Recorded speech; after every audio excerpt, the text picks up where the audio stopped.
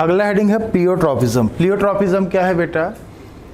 तो ध्यान देना, लास्ट टाइम पे हम लोग मल्टीपल एलिज्म के बारे में बात किए थे, ठीक है।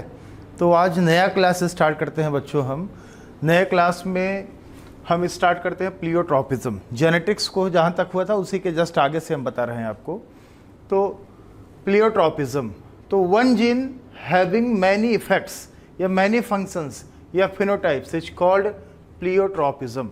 मतलब मेंडल साहब क्या बोलते थे, एक जीन का एक ही इफेक्ट होता है। मतलब जो मेंडल साहब ने मटर में 7 कैरेक्टर का स्टडी किया था, तो 7 कैरेक्टर के लिए 7 जीन था। मतलब एक जीन एक फिनोटाइप या एक इफेक्ट को कंट्रोल करता था, एक फंक्शन होता था। लेकिन ये प्लियोट्रॉपिज्म एक्सेप्शन है मेंडल के मोनोजेनिक कंसेप्ट का। मोनोजेनिक, मेंडल साहब बोलते थे एक जीन के लिए एक एलील, एक जीन मतलब एक कैरेक्टर के लिए एक जीन होता है। यहाँ पे ध्यान दो, यहाँ पे मेंडल साहब बोलते थे एक जीन एक कैरेक्टर को कंट्रोल करता है। यहाँ पे एक जीन एक से अधिक कैरेक्टर को कंट्रोल कर रहा है, 2 या 2 से ज़्यादा कैरेक्टर को कंट्रोल कर रहा है। तो देखिए, वन जीन हैविंग मैनी का मतलब मोर देन वन, एक से अधिक, मैनी इफेक्ट्स या फंक्शंस या फिनोटाइप्स इज कॉल्ड प्लियोट्रॉपिज्म। एक जीन का जब एक से अधिक फंक्शन होगा, इफेक्ट होगा, उसको बोलते हैं प्लियोट्रॉपिज्म। ये एक्सेप्शन है मेंडल के कंसेप्ट का, मेंडल के बाद का कंसेप्ट है। ध्यान दो, incomplete dominance, codominance, multiple allelism, pleiotropism, polygenic inheritance, ये सब मेंडल के बाद का कंसेप्ट है। मतलब ये सब मेंडल के कंसेप्ट को फॉलो नहीं करता है। तो एग्जाम्पल देखिए, the person suffering from phenylketonuria also suffers from mental retardation and depigmentation of hair and skin.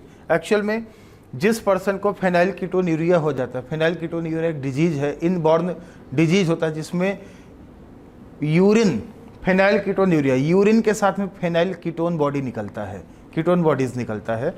तो एक जीन होता है फेनाइल एलेनिन हाइड्रोक्सिलेज, ध्यान देना, एक जीन है फेनाइल एलेनिन हाइड्रोक्सिलेज। उसी जीन में म्यूटेशन होने की वजह से फेनाइल कीटोन्यूरिया होता है। और जिस पर्सन को फेनाइल कीटोन्यूरिया हो जाता है जीन में म्यूटेशन की वजह से, एक जीन में म्यूटेशन हुआ, तो उसकी वजह से आप देखोगे उसको मेंटल रिटार्डेशन भी हो जाएगा, उसके हेयर का, बॉडी का कलर भी नहीं आएगा, मिलेनिन भी नहीं बनता। इसका मतलब कहीं ना कहीं एक जीन कई सारे कैरेक्टर को, 3 कैरेक्टर को कंट्रोल कर रहा था। और ऐसे सेकंड एग्जांपल है, इन ड्रोसोफिला जीन कंट्रोलिंग आई colour also control body colour. Drosophila में जो जीन आई कलर को कंट्रोल करता है, आई का रंग जिस जीन की वजह से आता है, उस वही जीन अदर बॉडी कलर को भी कंट्रोल करता था। कैसे पता? जब उस जीन में म्यूटेशन हो गया तो ना आई कलर आया ना बॉडी कलर आया। इसका मतलब दोनों काम एक ही जीन का रहा होगा। और in garden pea Pisum sativum में सिंगल जीन है, B gene controls 2 character, 2 character को कंट्रोल करता है। मतलब बी जीन भी प्लियोट्रॉपिक जीन है। अगर किसी जीन का एक से अधिक फंक्शन है तो वो प्लियोट्रॉपिज्म है। तो गार्डन पी में एक जीन बी जीन है, 2 कैरेक्टर को कंट्रोल करता है। क्या क्या? एक तो सीड शेप और दूसरा स्टार्च सिंथेसिस। स्टार्च सिंथेसिस मतलब सीड का साइज। सीड में, मटर में जितना स्टार्च बनेगा उसका साइज उतना ही बड़ा होगा, ठीक है। स्टार्च सिंथेसिस और सीड शेप 2 कैरेक्टर को कंट्रोल करता है बी जीन। अब देखिए, with respect to seed shape B gene show complete dominance. B gene completely dominant है सीड शेप के रेस्पेक्ट में। And with respect to starch synthesis मतलब सीड या grain size, B gene show incomplete dominance. तो देखिए, seed shape में देखिए, capital B, small B है, ये राउंड है, ये रिंकल्ड है, F1 हाइब्रिड बना राउंड। सेल्फिंग कराए तो जीनोटिपिक रेशियो 1:1, फिनोटिपिक रेशियो 3:1 आता है। मतलब सीड शेप के रेस्पेक्ट में क्या शो किया इसने शो किया कंप्लीट डोमिनेंस शो किया। F1 हाइब्रिड राउंड बना, इससे रिजेंबल किया। लेकिन सीड साइज के रेस्पेक्ट में देखिए, स्टार्च सिंथेसिस के रेस्पेक्ट में आप देखिए, capital B large starch grain है, इसका स्मॉल स्टार्च ग्रेन से क्रॉस करा दिया, ठीक है। ये F1 हाइब्रिड इससे रिजेंबल किया ही नहीं, ये इंटरमीडिएट बन गया, दोनों के बीच का बन गया, इंटरमीडिएट बन गया। और जब इसका सेल्फिंग कराया तो देखिए जीनोटिपिक रेशियो 1:1 आया और फिनोटिपिक भी रेशियो 1:1 आया। तो इनकम्प्लीट डोमिनेंस में जीनोटाइप और फिनोटाइप दोनों का रेशियो सेम आता है। तो देखिए दोनों केस में 1:1, ये दोनों केस में यही रेशियो आया। तो सीड शेप के रेस्पेक्ट में कंप्लीटली डोमिनेंट था और इसके रेस्पेक्ट में इनकम्प्लीटली डोमिनेंस था। तो बेटा इसलिए बोला जाता है कि जो डोमिनेंस है, dominance is not the autonomous feature of gene. ध्यान देना, dominance is not the autonomous feature of gene और the product it has information for. जैसे देखिए यहाँ पे इंफॉर्मेशन क्या था, कैपिटल बी स्मॉल बी था, इसको राउंड बनाना चाहिए था और राउंड बनाया। जैसे जीनोटाइप होता है ऑलवेज ऐसे फिनोटाइप होगा डोमिनेंस के रेस्पेक्ट में, कोई जरूरी नहीं है। देखिए ये डोमिनेंट था तो ये राउंड बनाना था, राउंड बनाया। अब इसको भी इस हिसाब से क्या बनाना था, लार्ज बनाना था, लार्ज नहीं बनाया, इंटरमीडिएट बना दिया, क्योंकि ये डोमिनेंट था ही नहीं, इनकम्प्लीट डोमिनेंट था। तो इसलिए एनसीईआरटी में एक लाइन लिखा है लास्ट पैराग्राफ में, एक जगह लिखा है dominance is not the autonomous feature of gene और the product it has information for. मतलब जैसे जीनोटाइप होगा उसी हिसाब से जीन डोमिनेंस शो करेगा, ऐसा कोई ज़रूरी नहीं है। इनकम्प्लीट डोमिनेंस भी तो हो सकता है। जैसे इसको लार्ज बनाना था, इंटरमीडिएट बना दिया, ठीक है। आप इसको नोट कर लीजिए, लिख लीजिए बेटा, आप इसको नोट कर लीजिए, लिख लीजिए।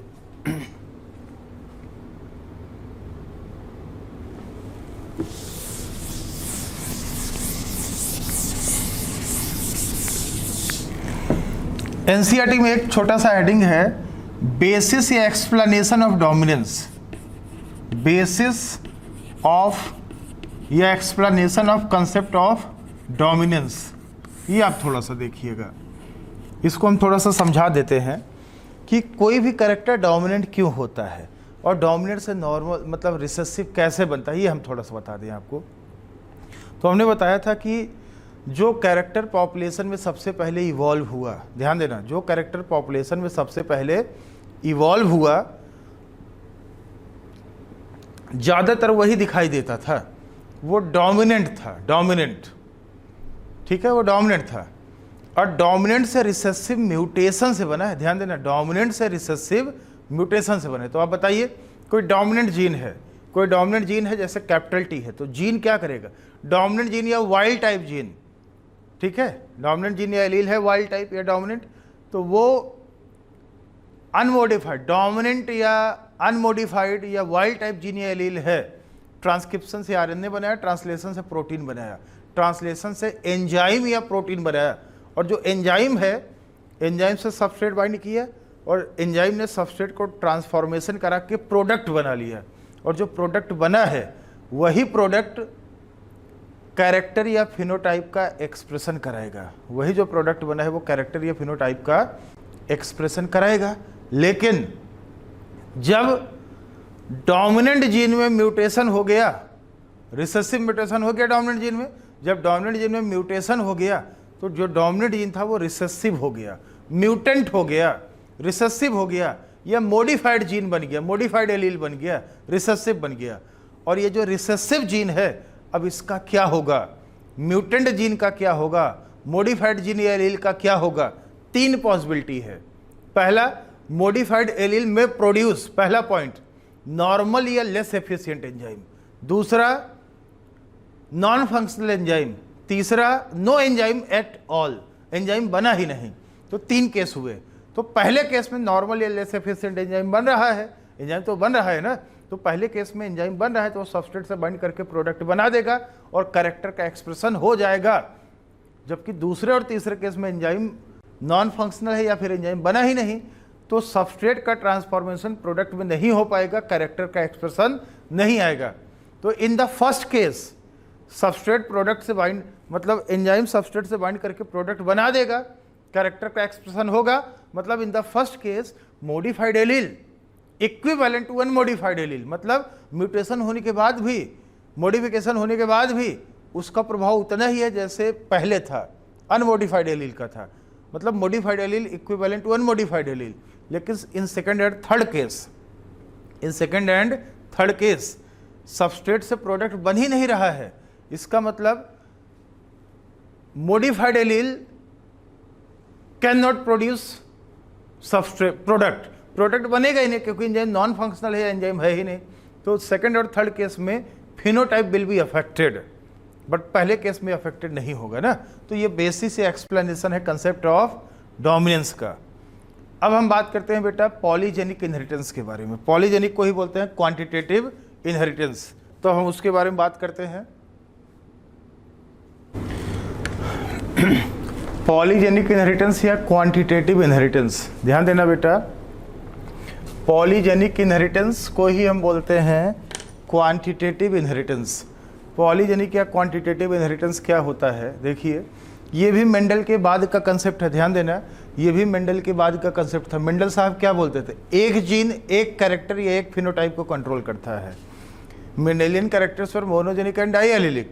मेंडल साहब बोलते थे एक जीन एक कैरेक्टर या एक फिनोटाइप के एक्सप्रेशन को कंट्रोल करता है, लेकिन ये पॉलीजेनिक इनहेरिटेंस है बेटा, पॉलीजेनिक या क्वांटिटेटिव इनहेरिटेंस है। यहाँ पे एक से अधिक, पॉलीजीन मतलब एक से अधिक जीन, एक से अधिक जीन इन्वॉल्व है एक सिंगल कैरेक्टर के कंट्रोल करने में, एक सिंगल कैरेक्टर या फिनोटाइप को कंट्रोल करने में एक से अधिक जीन इन्वॉल्व है, पॉलीजीन्स इन्वॉल्व है ना। तो वही लिखा है, more than one genes involved in controlling expression of single character या phenotype is called polygenic character या quantitative character and the inheritance pattern is called polygenic या quantitative inheritance.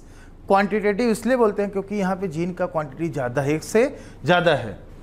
The involved genes are called polygenes. Polygenic inheritance में जो gene involve होता है उसको बोलते हैं पॉलीजीन्स। पॉलीजीन्स क्यों बोलते हैं, पॉली एक से ज़्यादा ही होगा ना, इसलिए बोलते हैं polygenes. Involved genes called polygenes.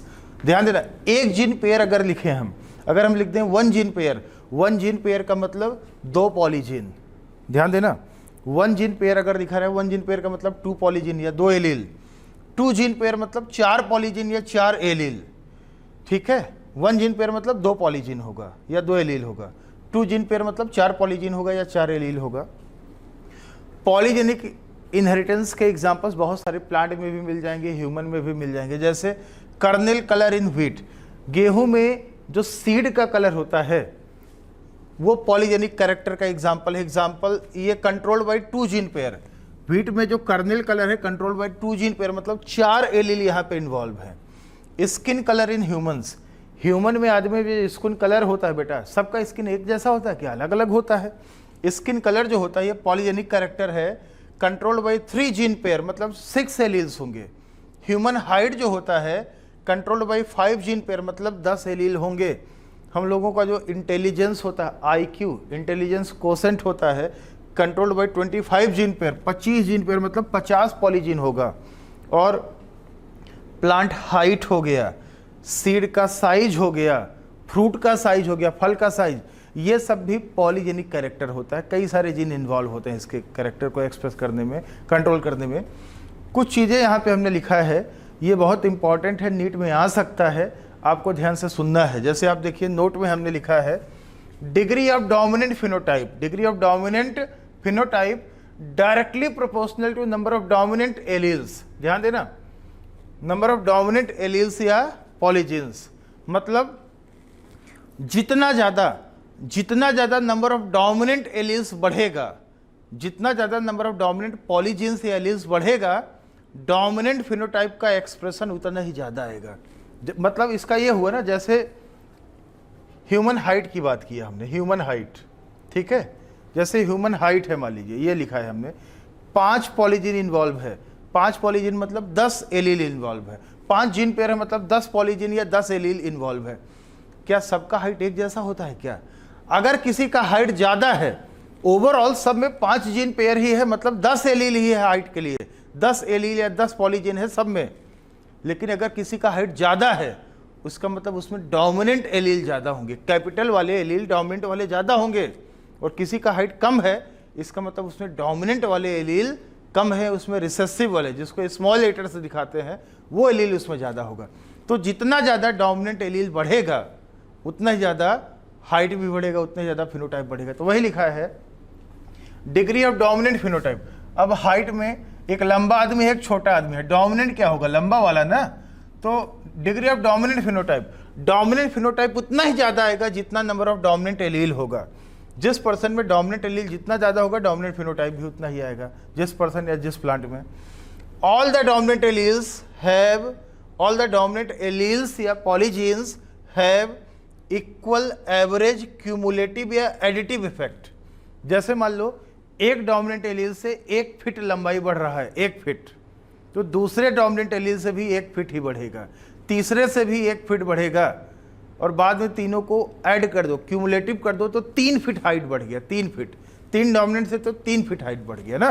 तो ऐसे वही हमने लिखा है, ऑल द डोमिनेंट एलील्स या polygenes have equal average cumulative या एडिटिव इफेक्ट। ठीक है, आगे देखिए क्या लिखा है, रिसेसिव जीन्स या alleles have no role to play. Recessive gene या एलील का कोई भी काम नहीं है, सिर्फ डोमिनेंट वाला का ही रोल है। जितना ज़्यादा डोमिनेंट होगा उतनी ज़्यादा डोमिनेंट फिनोटाइप आएगा। बेल शेप्ड ग्राफ मिलेगा आपको यहाँ पे, बेल शेप्ड ग्राफ ऑब्टेन्ड। अभी सब दिखाएंगे हम एक एग्जांपल लेके। बेल शेप्ड ग्राफ ऑब्टेन्ड होता है, F2 ratio will be mirror image. F2 में जो फिनोटाइप का रेशियो होगा वो मिरर इमेज होगा, और एक्सट्रीम या पेरेंटल फिनोटाइप सबसे कम मिलेगा। पॉलीजेनिक इनहेरिटेंस में एक्सट्रीम या पेरेंटल फिनोटाइप मिनिमम होगा, एंड F1 हाइब्रिड फिनोटाइप या इंटरमीडिएट फिनोटाइप ये मैक्सिमम होगा। इंटरमीडिएट फिनोटाइप मैक्सिमम होगा, और जो एक्सट्रीम या पेरेंटल फिनोटाइप होगा वो सबसे कम होता है, मिनिमम होता है। आप इसको नोट कर लीजिए, फिर आगे एक एग्जाम्पल लेके बताते हैं। कर्नेल कलर इन व्हीट, इसका एग्जाम्पल लेके बताते हैं। इसमें कंट्रोल्ड बाय 2 जीन पेयर, इसका एग्जाम्पल हम लेंगे। आप पहले इसको लिख लीजिए, नोट कर लीजिए। तो यहाँ पे एक एग्जाम्पल लिया है हमने, कर्नेल या सीड कलर इन व्हीट। तो इसका स्टडी किया था एच नेल्सन एहले ने, एक साइंटिस्ट था एच नेल्सन एहले। इसने गेहूं में कर्नेल कलर का स्टडी किया था। और अभी हमने बताया था कि जो कर्नेल कलर है controlled by 2 gene pair, 2 gene pair होता है जो गेहूं में कर्नेल या सीड कलर को कंट्रोल करता है। गेहूं देखा होगा भाई, क्या सारे गेहूं का कलर एक जैसा रहता है क्या? अलग अलग वैरायटी का कलर अलग अलग रहता है, तो उसको 2 जीन पेयर कंट्रोल करता है। तो देखिए पैरेड क्या था, एक्सट्रीम रेड, हमने बताया था 2 जीन पेयर। तो देखिए 1 पेयर 2 पेयर, मतलब 4 एलील है, 4 एलील। तो एक्सट्रीम रेड कलर ये डोमिनेंट होता है, और वाइट कर्नेल कलर ये रिसेसिव होता है। ठीक है, तो ये एक पेयर 2 पेयर, मतलब 4 एलील यहाँ पे है डोमिनेंट, 4 एलील यहाँ रिसेसिव है। इससे गैमेट बनाइए, इससे गैमेट बनाइए। F1 हाइब्रिड बना। इंटरमीडिएट रेड, इंटरमीडिएट क्यों बना? यहाँ पे बेटा चारों एलील डोमिनेंट थे ना, जब चारों एलील डोमिनेंट बनेंगे तो पिगमेंट ज़्यादा बनेगा। जब चारों एलील डोमिनेंट हो गए तो पिगमेंट ज़्यादा होगा और कैरेक्टर या डोमिनेंट फिनोटाइप ज़्यादा आएगा। अभी आपने पढ़ा था degree of dominant phenotype is directly proportional to number of dominant allele. तो यहाँ पे सारे एलील डोमिनेंट है तो पिगमेंट ज़्यादा बनेगा, कलर ज़्यादा आएगा। यहाँ पे सारे एलील रिसेसिव है तो पिगमेंट बनेगा ही नहीं, देखो कलरलेस हो गया। अब इसमें देखो F1 हाइब्रिड में 2 डोमिनेंट है एलील, 2 रिसेसिव है, तो पिगमेंट तो बना लेकिन कम बना ना, 2 एलील ही, 2 डोमिनेंट एलील ही पिगमेंट बनाएगा, तो मीडियम रेड आ गया। अब इसका सेल्फिंग करा दिया हमने, सेल्फिंग करा दिया, तो सेल्फिंग से पनेट स्क्वायर बनाओगे तो पनेट स्क्वायर में 16 प्लांट बनेगा, 16 प्लांट बनेगा, और 16 में 5 डिफरेंट टाइप्स ऑफ फिनोटाइप यहाँ मिलेंगे। ध्यान देना, यहाँ पे 5 डिफरेंट टाइप्स ऑफ फिनोटाइप मिलेंगे। कैसे पता चला? एक फार्मूला है, फार्मूला देखिए, number of different types of phenotypes produced in polygenic inheritance. Polygenic inheritance के केस में बेटा ध्यान देना, पॉलीजेनिक इनहेरिटेंस के केस में number of different types of phenotypes produced, इसका फॉर्मूला है 2n+1। n क्या है? n का मतलब नंबर ऑफ जीन पेयर होता है, जीन पेयर। तो इसमें कितने जीन पेयर थे? यहाँ पे 2 जीन पेयर थे। तो देखिए 2 इंटू n का वैल्यू 2 है, इंटू +1 कितना हो जाएगा? 5 हो जाएगा। 5 फिनोटाइप बनेंगे। कौन कौन सा? देखिए 5 डिफरेंट टाइप्स ऑफ फिनोटाइप बनेगा। एक कॉम्बिनेशन तो वो बनेगा जिसमें 4 के चारों एलील डोमिनेंट हो, ये वाला कॉम्बिनेशन। और एक ऐसा बनेगा जिसमें 3 डोमिनेंट 1 रिसेसिव हो। एक डोमिनेंट कम करते जाओ, एक बनेगा 2 डोमिनेंट 2 रिसेसिव, जैसे इसमें देखिए 2 डोमिनेंट 2 रिसेसिव है ना। एक बनेगा जिसमें 1 डोमिनेंट 3 रिसेसिव होगा, एक बनेगा जिसमें 4 के चारों एलील रिसेसिव होंगे, इस कॉम्बिनेशन वाले, ये वाला। तो ये 5 कॉम्बिनेशन बन गए। अब इसमें सारे डोमिनेंट है तो पिगमेंट ज़्यादा बनेगा, एक्सट्रीम रेड कलर आएगा। इसमें 1 डोमिनेंट कम हो गया, 3 डोमिनेंट रह गया तो थोड़ा सा कम रेड आया, डार्क रेड रह गया। यहाँ 1 डोमिनेंट और कम हो गया, 2 डोमिनेंट 2 रिसेसिव, तो इंटरमीडिएट रेड हो गया, ये हाइब्रिड की तरह। और यहाँ पे 1 डोमिनेंट और कम हो गया तो लाइट रेड रह गया, और यहाँ सारा रिसेसिव हो गया तो एकदम वाइट हो गया। तो बताइए ये पहला और अंतिम वाला पेरेंटल है, ये वाला पेरेंटल है और ये वाला भी पेरेंटल, पहला अंतिम पेरेंटल है, ठीक है। तो पेरेंटल रेशियो क्या आया 14641। टोटल F2 जनरेशन में 16 प्लांट मिलेंगे क्योंकि ये डाई हाइब्रिड क्रॉस है ना, 16 प्लांट मिलेंगे और रेशियो क्या है यहाँ पे 14641। तो इसमें देखिए ये पेरेंटल वाला एक्सट्रीम मतलब सबसे पहला और सबसे अंतिम, एक्सट्रीम वाला 1 है, सबसे कम है, मिनिमम है, और इंटरमीडिएट वाला ये देखिए मैक्सिमम है, 6 है, मैक्सिमम है। और ग्राफ कैसे बनेगा, एक साइड में हमने फ्रीक्वेंसी दिखा दी F2 का, एक साइड में रेशियो दिखा दिया। ये ग्राफ आपको बेल शेप्ड बनेगा। बेल का मतलब ये देखिए इंटरमीडिएट वाला सबसे कम है, सबसे ज़्यादा है, और एक्सट्रीम वाला पेरेंटल वाला सबसे कम है, बेल आकार में मिलेगा आपको। तो जितना ज़्यादा डोमिनेंट एलील होगा उतना ही ज़्यादा कलर रेड आता जाएगा, उतना ही ज़्यादा डोमिनेंट फिनोटाइप आएगा। तो ये पॉलीजेनिक इनहेरिटेंस है। आप सोचोगे ये रेशियो कैसे, ये रेशियो मिरर इमेज है। देखिए बीच से आप दोनों साइड में देखिए 641 641, दोनों साइड से रेशियो सेम है, 641 641 मिरर इमेज आएगा। आप इसको पहले लिखिए जरा, आप इसको लिखिए तो हम बता रहे हैं रेशियो कैसे आया। आप इसको नोट कर लीजिए पहले।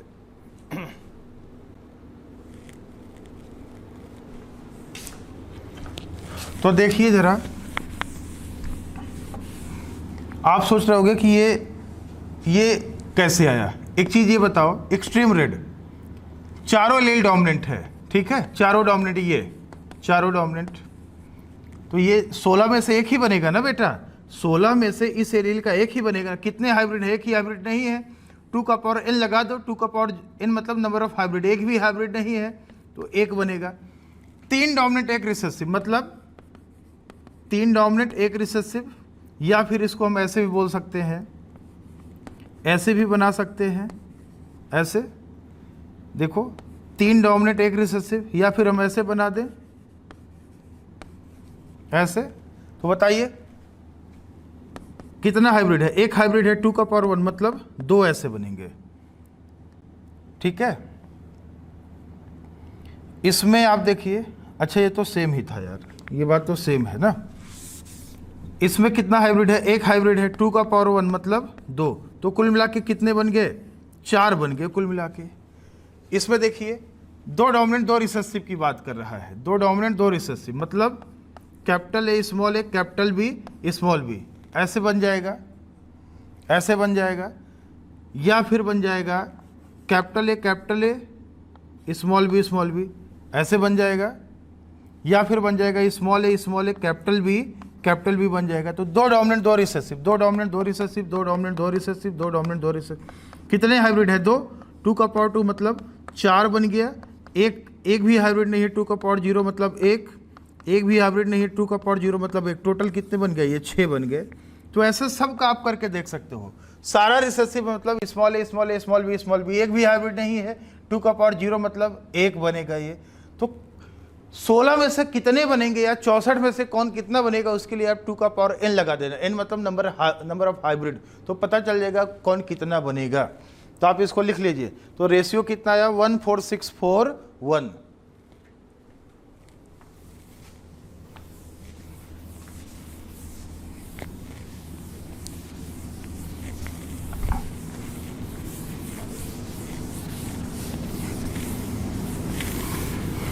अच्छा हम दूसरा एग्जांपल लें, अगर इसी का स्किन कलर इन ह्यूमंस, अगर ह्यूमंस में आप स्किन का कलर देखो बेटा, तो इसका स्टडी किया था, स्टडीड बाय डेवेनपोर्ट ने स्टडी किया था, और controlled by 3 gene pair 6 alleles control करेगा, 3 जीन पेयर। और यहाँ पे आप देख लीजिए फॉर्मूला लगा दो 2n+1 मतलब 2 × n का मतलब जीन पेयर, 3+1 मतलब 7 फिनोटाइप मिलेगा। ह्यूमन के लिए दुनिया में 7 अलग अलग स्किन कलर के लोग मिलते हैं। और यहाँ पे जो रेशियो आता है F2 में, F2 फिनोटाइप, हम डिटेल में नहीं बता रहे हैं, F2 फिनोटाइप रेशियो जो आता है वो आता है बेटा 1 6 15 20 15 6 1, ये रेशियो आता है। टोटल 64 हो जाएगा, 64। 3 जीन पेयर है ना, एक पेरेंट को ले ले जो डोमिनेंट है, capital A capital A capital B capital B capital C capital C, 3 gene pair हो गया, 6 एलील हो गया। रिसेसिव को ले लो, small a small a small b small b small c ले लो, तो 3 जीन पेयर हो गया, मतलब 6 एलील हो गया ना। तो ये 6 फिनोटाइप बनेगा। ये पेरेंटल है, ये भी पेरेंटल है। देखो सबसे कम आया, टोटल 64 होगा अगर गिन लोगे, और 6 फिनोटाइप बना है, 7 फिनोटाइप, 1 2 3 4 5 6 7 फिनोटाइप है। ये इंटरमीडिएट है, मैक्सिमम आया, और पेरेंटल मिनिमम है, एक्सट्रीम मिनिमम है। रेशियो देखो मिरर इमेज होगा 20 15 6 1, 20 15 6 1, तो ये F2 में रेशियो मिलेगा। इसका कैरेक्टर क्या है? इसका कैरेक्टर होगा एक्सट्रीम डार्क, निग्रो नहीं होता, एक्सट्रीम डार्क। इसके सारे लील डोमिनेंट होते हैं, ये एक्सट्रीम डार्क होता है, ये निग्रो होता है, क्योंकि इसमें मिलेनिन बहुत ज़्यादा बनेगा। जितना ज़्यादा लील डोमिनेंट होगा उतना ज़्यादा पिगमेंट बनेगा। ये एक्सट्रीम डार्क था, ये वेरी डार्क होता है, एक्सट्रीम से थोड़ा कम, क्योंकि एक डोमिनेंट एलील कम हो गया। ये फेयरली डार्क होता है, 64 में से 15। ये मुलेटो होता है, मुलेटो F1 हाइब्रिड है। ये इंटरमीडिएट डार्क है, इंटरमीडिएट डार्क, सांवला टाइप का होगा। ये फेयरली लाइट, गोरा टाइप का होगा, फेयरली लाइट। ये लाइट होगा, और ये एकदम वाइट होगा, वेरी लाइट। देखते नहीं किसी किसी का स्किन कलर बहुत ही एकदम चमक रहे होते हैं, एकदम उजले होते हैं ना, वेरी लाइट। तो ये पेरेंटल है, ये पेरेंटल है, बाकी ये सब रिकॉम्बिनेंट, बाकी सब ये बीच वाले कॉम्बिनेशन वाले हैं। तो पेरेंटल मिनिमम है, F1 हाइब्रिड ये है, मैक्सिमम है। 7 अलग अलग स्किन कलर के लोग मिलेंगे, ठीक है। इसके सारे लील डोमिनेंट हैं, 6 के 6। इसके एक रिसेसिव है, 5 डोमिनेंट है। इसमें 4 डोमिनेंट 2 रिसेसिव है, 3 डोमिनेंट 3 रिसेसिव है, 2 डोमिनेंट 4 रिसेसिव है, 1 डोमिनेंट 5 रिसेसिव है, सारे रिसेसिव हैं। तो जितना डोमिनेंट एलील कम होता जाएगा, डोमिनेंट फिनोटाइप भी कम होता जाएगा, मतलब पिगमेंट भी कम बनना शुरू होगा, ठीक है। तो आप इसको नोट कर लीजिए बेटा। तो हमने बोला था all the dominant alleles have equal average cumulative या एडिटिव इफेक्ट। जितना डोमिनेंट बढ़ेगा उतना ही पिगमेंट का प्रोडक्शन भी ज़्यादा बनेगा, मिलेनिन भी उतना ही ज़्यादा बनेगा, डोमिनेंट फिनोटाइप भी उतना ही आएगा ना। आप इसको नोट कर लीजिए, लिख लीजिए। तो पॉलीजेनिक इनहेरिटेंस के बाद हम बात करते हैं क्रोमोसोमल थ्योरी ऑफ इनहेरिटेंस। जो क्रोमोसोमल थ्योरी ऑफ इनहेरिटेंस है, इसको प्रपोज किया था, proposed by Sutton and Boveri. Sutton and Boveri साहब ने प्रपोज किया था। इट एक्सप्लेन्स द पैरेललिज्म या सिमिलैरिटी। पैरेललिज्म मतलब कहते हैं ना इसके पैरेलल है, मतलब सिमिलर है। तो ये जो क्रोमोसोमल थ्योरी ऑफ इनहेरिटेंस है, it explains the parallelism between chromosome and gene. Gene मतलब मेंडेलियन फैक्टर, जिसको मेंडल साहब ने फैक्टर बोला था। तो ये जो क्रोमोसोमल थ्योरी ऑफ इनहेरिटेंस है, ये सिमिलैरिटी की बात करता है, पैरेललिज्म की बात करता है। किसके किसके बीच? क्रोमोसोम और जीन के बीच में। मतलब क्रोमोसोम का बिहेवियर और जीन का बिहेवियर एक दूसरे के एकदम पैरेलल होता है, सिमिलर होता है। जीन कहाँ बैठा होता है? जीन क्रोमोसोम पे ही तो बैठा होता है। क्रोमोसोम पे स्पेसिफिक लोकेशंस होते हैं जिसको हम बोलते हैं जीन्स। जीन क्या है? डीएनए का टुकड़ा है। जीन को यूनिट ऑफ इनहेरिटेंस भी बोलते हैं।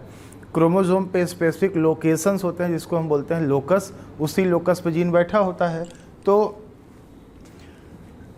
क्रोमोसोम का बिहेवियर और जीन का बिहेवियर एक दूसरे के पैरेलल या सिमिलर होता है, ठीक है। तो ये जो क्रोमोसोमल थ्योरी ऑफ इनहेरिटेंस है, it is the union of the knowledge of chromosomal segregation and Mendelian principles of inheritance.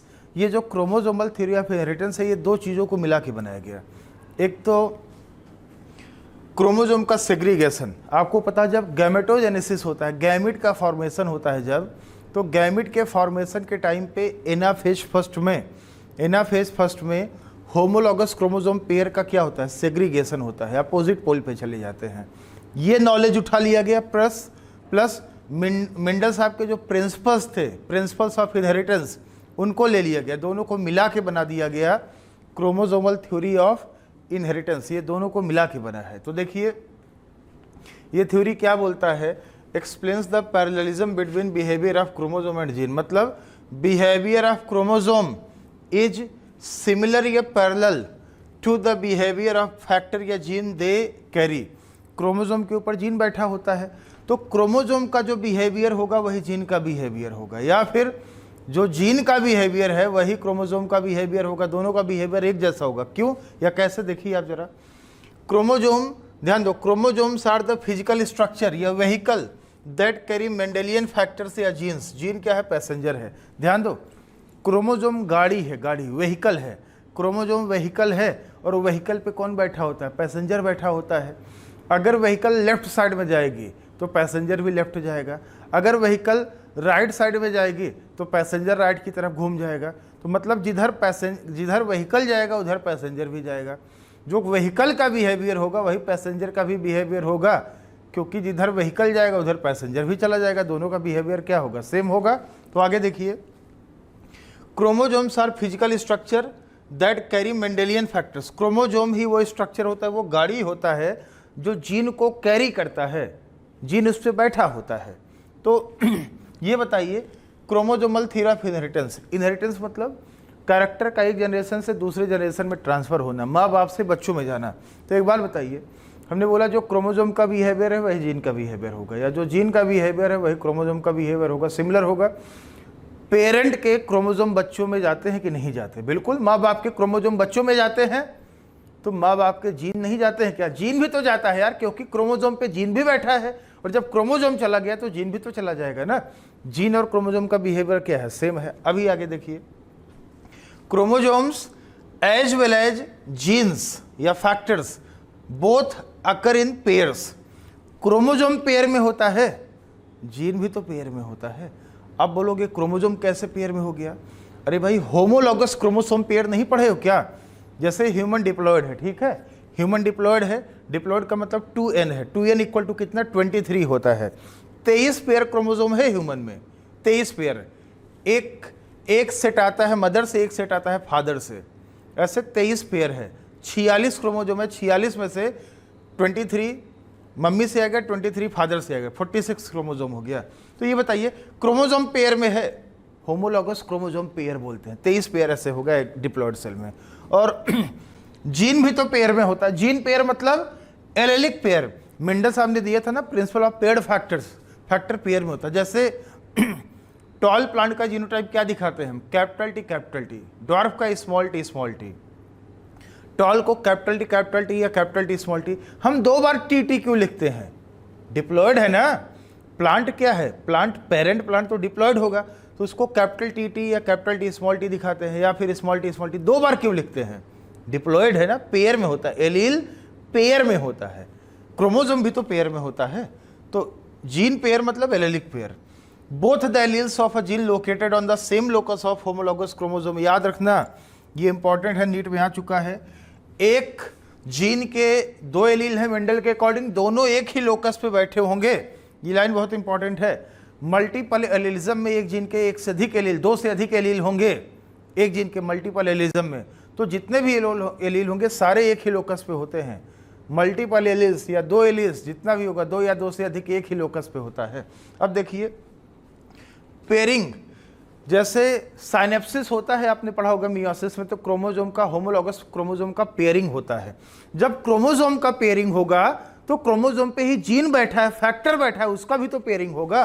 तो देखिए pairing and separation of chromosome meiosis के टाइम पे leads to the separation of genes. Chromosome का pairing होगा तो gene का भी pairing होगा, क्रोमोसोम का सेपरेशन होगा तो जीन भी सेपरेट हो जाएगा, मतलब दोनों का बिहेवियर एकदम सेम है। देखिए डिप्लॉयड ऑर्गेनिज्म जो 2n होता है या individual contains 2 chromosome and 2 factors या alleles for a character.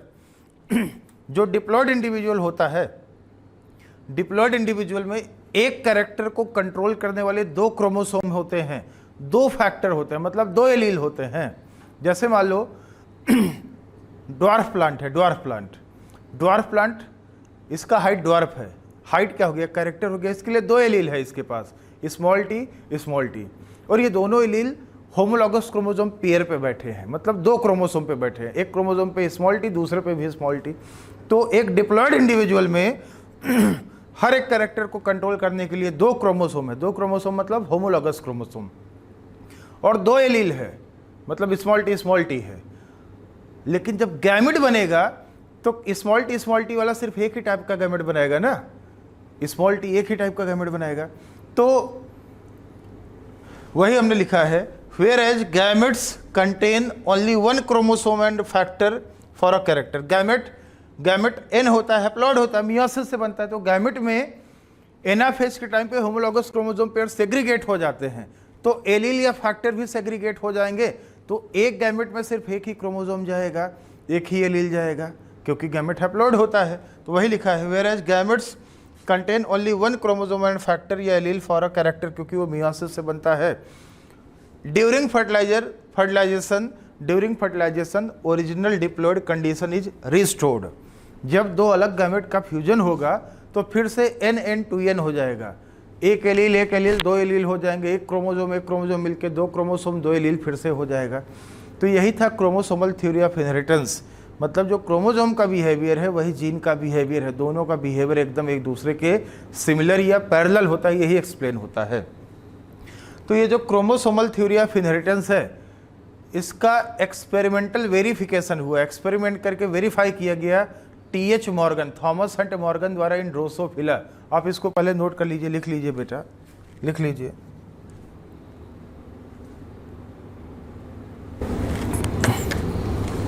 Experimental verification of chromosomal theory of inheritance. तो ये जो क्रोमोसोमल थ्योरी ऑफ इनहेरिटेंस है, इसका एक्सपेरिमेंटल वेरिफिकेशन किया गया। तो हमने बताया था chromosomal theory of inheritance Sutton और बॉवेरी ने दिया था, और सटन साहब जो थे ना, सटन ने यूनाइट किया था, Sutton united chromosomal segregation plus Mendelian principle, दोनों को यूनाइट सटन ने किया था, सटन ने यूनाइटेड किया था, और सटन और बॉवेरी दोनों ने दिया था, और एक्सपेरिमेंट करके वेरीफाई किया क्रोमोसोमल थ्योरी ऑफ इनहेरिटेंस को TH मॉर्गन ने, Thomas Hunt HUNT, Thomas Hunt Morgan इन ड्रोसोफिला, इन्होंने एक्सपेरिमेंटल वेरिफिकेशन किया था क्रोमोसोमल थ्योरी ऑफ इनहेरिटेंस को इन ड्रोसोफिला मेलानोगैस्टर। ये जो ड्रोसोफिला मेलानोगैस्टर है, ये बनाना फ्लाई या फ्रूट फ्लाई होता है, इसको विनेगर फ्लाई भी बोलते हैं। ये इंसेक्टा, क्लास इंसेक्टा का मेंबर है, इंसेक्ट है एक टाइप का। तो TH मॉर्गन साहब ने एक्सपेरिमेंटल वेरिफिकेशन किया था क्रोमोसोमल थ्योरी ऑफ इनहेरिटेंस का। मॉर्गन को फ्लाई मैन ऑफ जेनेटिक्स बोलते हैं, फ्लाई मैन ऑफ जेनेटिक्स या फादर ऑफ एक्सपेरिमेंटल जेनेटिक्स बोला जाता है मॉर्गन को। Morgan selected Drosophila for the experiment because, Morgan साहब ने ड्रोसोफिला को एक्सपेरिमेंट करने के लिए सेलेक्ट किया था, बिकॉज, क्यों? बिकॉज पहला पॉइंट, ड्रोसोफिला का लाइफ स्पैन बहुत शॉर्ट है, लगभग 2 हफ्ते का है, 14 दिन का लाइफ है लगभग, तो शॉर्ट लाइफ स्पैन है, तो रिजल्ट जल्दी आ जाएगा, जो एक्सपेरिमेंट करोगे रिजल्ट जल्दी आ जाएगा। सेकंड पॉइंट है, male and female can be easily distinguished, Drosophila में मेल और फीमेल को हम आसानी से डिफरेंशिएट कर सकते हैं, डिस्टिंग्विश कर सकते हैं, मतलब क्लियर सेक्सुअल डायमॉर्फिज्म होता है, फीमेल का साइज बड़ा होता है, मेल का साइज स्मॉल होता है, तो आप देख के बता दोगे कौन सा मेल है कौन सा फीमेल है।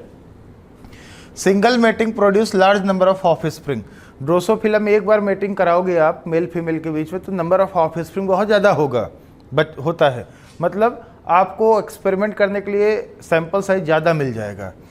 Presence of many inheritable variations which can be studied even bye low power microscopes, मतलब ड्रोसोफिला में बहुत सारे इनहेरिटेबल वेरिएशंस हैं जो अगले जनरेशन में ट्रांसफ़र होते हैं, और इसको हम बड़े आराम से लो पावर माइक्रोस्कोप से स्टडी कर सकते हैं, उसके लिए किसी इलेक्ट्रॉन माइक्रोस्कोप की ज़रूरत नहीं पड़ेगी। और ड्रोसोफिला को कैन बी इजिली ग्रोन, ध्यान देना, कैन बी इजिली ग्रोन, हम इसको बड़े आराम से ग्रो करा सकते हैं या कल्चर कर सकते हैं on simple synthetic medium. Synthetic medium का मतलब आर्टिफिशियल मीडियम में, आर्टिफिशियल न्यूट्रिएंट मीडियम में हम ग्रो करा सकते हैं लैब में, जैसे राइपेंड बनाना, केला का पल्प बना लो, उस पर ये ग्रो कर जाता है, इसलिए नाम पड़ गया था बनाना फ्लाई, ठीक है, फ्रूट फ्लाई। ये आराम से लैब में ग्रो कराया जा सकता है। ड्रोसोफिला में 2n इक्वल टू 8 क्रोमोसोम होता है डिप्लॉयड में, गैमेट में 4, डिप्लॉयड में 8 होगा। ऐसे गार्डन पे में 2n इक्वल टू 14 होता है और गैमेट में 7 होगा, डिप्लॉयड में 14 होता है। मटर में 14 क्रोमोसोम, ड्रोसोफिला में 8 क्रोमोसोम होता है, ठीक है। अब लिंकेज एंड रिकॉम्बिनेशन, एक हेडिंग है लिंकेज एंड रिकॉम्बिनेशन। तो लिंकेज जो होता है, लिंकेज टर्म लिंकेज, हम लिंकेज बताएंगे फिर रिकॉम्बिनेशन बताएंगे आपको। Term linkage coined by T H. Morgan, Morgan साहब, थॉमस हंट मॉर्गन ने लिंकेज शब्द का इस्तेमाल सबसे पहले किया था। मॉर्गन को father of fly man of genetics या फादर ऑफ एक्सपेरिमेंटल जेनेटिक्स भी बोला जाता है मॉर्गन को। लिंकेज क्या है? एक क्रोमोसोम पे जितने भी जीन बैठे हैं, मान लो एक क्रोमोसोम पे 10 जीन बैठे हैं, ठीक है, 1 2 3 4 5 6 7 8 9 10 जीन बैठा है, तो ये सारे जीन एक दूसरे से कहीं ना कहीं जुड़े होंगे क्योंकि एक ही क्रोमोसोम पे बैठा है। तो एक ही क्रोमोसोम पे जितने जीन बैठे रहते हैं एक दूसरे से लिंक्ड रहते हैं, जुड़े रहते हैं। अगर बहुत बगल बगल बैठा है, मतलब मान लो जैसे जीन नंबर 3 और 4, एक क्रोमोसोम पे 10 जीन है और 3 और 4 जो जीन है एकदम बगल बगल बैठा है। बगल बगल बैठा होगा तो एकदम टाइटली लिंक्ड होगा। और मान लो जीन नंबर 1 और 2 ये दूर दूर बैठे हैं तो ये लूजली लिंक्ड होंगे, लेकिन लिंक्ड होंगे जरूर। बगल बगल बैठा है तो लिंकेज का स्ट्रेंथ ज़्यादा होगा, टाइटली लिंक्ड होगा। दूर दूर होगा तो लूजली लिंक्ड होगा, लेकिन लिंक्ड जरूर होगा। तो all the genes present on a chromosome are linked genes, and during gamete formation linked genes stay together and same parental gene combination transferred in the gamete and the offsprings। तो एक chromosome पे जितने भी gene रहते हैं वो एक दूसरे से लिंक्ड रहते हैं, और जब गैमेट का फॉर्मेशन होता है, गैमेटोजेनेसिस होता है, तो सेम यही कॉम्बिनेशन जीन का सेग्रीगेट नहीं होता, सेपरेट नहीं होता एक दूसरे से, और सेम यही कॉम्बिनेशन ऑफस्प्रिंग में गैमेट के साथ में चला जाएगा, गैमेट में चला जाएगा, गैमेट से ऑफस्प्रिंग में चला जाएगा। तो जो ऑफस्प्रिंग होगा वो भी पेरेंट वाले जीन की कॉम्बिनेशन का होगा, जैसे पेरेंट का जीनोटाइप होगा वैसे ऑफस्प्रिंग का हो जाएगा। तो इसी प्रोसेस को हम बोलते हैं लिंकेज, जीन का जुड़ा रहना, लिंक रहना। तो देखिए, this tendency of linked genes to stay together at the time of gamete formation या गैमेटोजेनेसिस इज कॉल्ड लिंकेज, या फिर हम बोल सकते हैं this physical association of genes is called linkage. Gene के इसी फिजिकल एसोसिएशन को हम बोलते हैं लिंकेज। आप इसको पहले लिख लीजिए, फिर हम लिंकेज के बारे में और बताएंगे, रिकॉम्बिनेशन के बारे में भी बताएंगे। आप इसको लिख लीजिए पहले।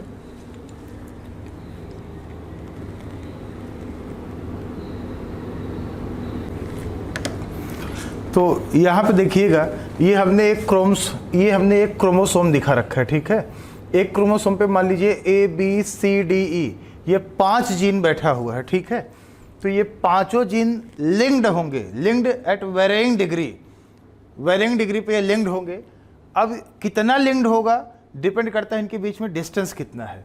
अगर डिस्टेंस ज़्यादा होगा तो लिंकेज कम होगा, मजबूती से नहीं जुड़े रहेंगे, लूजली लिंक्ड होंगे। और अगर मान लीजिए डिस्टेंस बहुत कम है 2 जीन के बीच में तो टाइटली लिंक्ड होगा, और अगर डिस्टेंस ज़्यादा होगा तो लूजली लिंक्ड होगा, लिंक्ड जरूर होगा, ठीक है। तो आप यहाँ पे देखिए D और E के बीच में दूरी बहुत कम है, तो D and E are very closely या टाइटली लिंक्ड, क्लोजली सिचुएटेड है तो लिंकेज बहुत ज़बरदस्त होगा, ठीक है। लिंकेज और इंडिपेंडेंट असॉर्टमेंट का इन्वर्स रिलेशनशिप होता है बेटा, ध्यान देना। आपने लॉ ऑफ इंडिपेंडेंट असॉर्टमेंट पढ़ा था मेंडल साहब का। Law of independent assortment universal नहीं था, उसके एक्सेप्शन थे। एक्सेप्शन क्या था? लिंकेज। इंडिपेंडेंट असॉर्टमेंट तभी होगा, सुन लो, इंडिपेंडेंट असॉर्टमेंट जीन का तभी होता है जब 2 अलग अलग जीन जो कैरेक्टर को कंट्रोल कर रहे हैं अलग अलग क्रोमोसोम पे हों। जैसे आपने पढ़ा था सीड शेप और सीड कलर, R जीन और Y जीन, एक जीन बैठा था क्रोमोसोम नंबर 7 पे, एक बैठा था क्रोमोसोम नंबर 1 पे। तभी इंडिपेंडेंट असॉर्टमेंट हुआ था जब दोनों जीन अलग अलग क्रोमोसोम पे हो। अगर एक ही क्रोमोसोम पे हो जाएगा तो लिंकेज हो जाएगा, और लिंकेज और इंडिपेंडेंट असॉर्टमेंट में उल्टा रिलेशनशिप है। लिंकेज है तो इंडिपेंडेंट असॉर्टमेंट नहीं होगा, या इंडिपेंडेंट असॉर्टमेंट हो रहा है तो लिंकेज नहीं होगा, मतलब दोनों जीन अलग अलग क्रोमोसोम पे बैठे हैं तभी इंडिपेंडेंट असॉर्टमेंट होता है। ठीक है, अब देखिए linkage inversely proportional to distance between genes, मतलब अगर जीन के बीच में दूरी ज़्यादा है तो लिंकेज कम आएगा, या लिंकेज का जो स्ट्रेंथ है, strength of linkage inversely proportional to distance between genes, मतलब अगर जीन के बीच में दूरी ज़्यादा है तो लिंकेज का स्ट्रेंथ कम होगा। जैसे देखिए ए और बी के बीच में दूरी ज़्यादा है तो लिंकेज का स्ट्रेंथ कम आएगा, डी और ई के बीच में दूरी बहुत कम है, इसका मतलब लिंकेज का स्ट्रेंथ यहाँ पे ज़्यादा होगा। तो इनवर्स रिलेशनशिप होता है। एक टर्म यूज होता है लिंकेज ग्रुप, ध्यान देना, लिंकेज ग्रुप। लिंकेज ग्रुप क्या है? All the genes present on homologous chromosome pair. Diploid individual में क्रोमोसोम पेयर में होता है। पेयर का एक मेंबर कहाँ से आता है? मम्मी से, एक आता है पापा से। तो ह्यूमन में एक सेल में, डिप्लॉयड सेल में 23 क्रोमोसोम है, मतलब 23 पेयर है ऐसे क्रोमोसोम का, 46 क्रोमोसोम है। तो एक बार बताइए, एक पेयर है क्रोमोसोम का, एक पेयर मतलब 2 क्रोमोसोम है, तो उनको बोलते हैं होमोलॉगस क्रोमोसोम पेयर। तो होमोलॉगस क्रोमोसोम पेयर पे जितना भी जीन बैठा है वो एक लिंकेज ग्रुप बनाता है। होमोलॉगस क्रोमोसोम पेयर पे जितना भी जीन बैठा है वो एक लिंकेज ग्रुप बनाता है। तो इसका मतलब ये है, अगर किसी में 50, किसी में अगर 100 क्रोमोसोम है, 100 क्रोमोसोम मतलब 50 पेयर ऑफ क्रोमोसोम, तो लिंकेज ग्रुप कितना हो जाएगा? 50 लिंकेज ग्रुप हो जाएगा। 2 क्रोमोसोम एक लिंकेज ग्रुप बनाते हैं, 2 क्रोमोसोम मतलब एक पेयर। तो देखिए ना, all the genes present on a homologous chromosome pair, मतलब 2 क्रोमोसोम कंस्टिट्यूट 1 लिंकेज ग्रुप। तो the number of linkage group equal to half the chromosome number of diploid cell. Diploid cell में अगर 2n equal to 50 है तो number of linkage group कितना होगा? 25 होगा।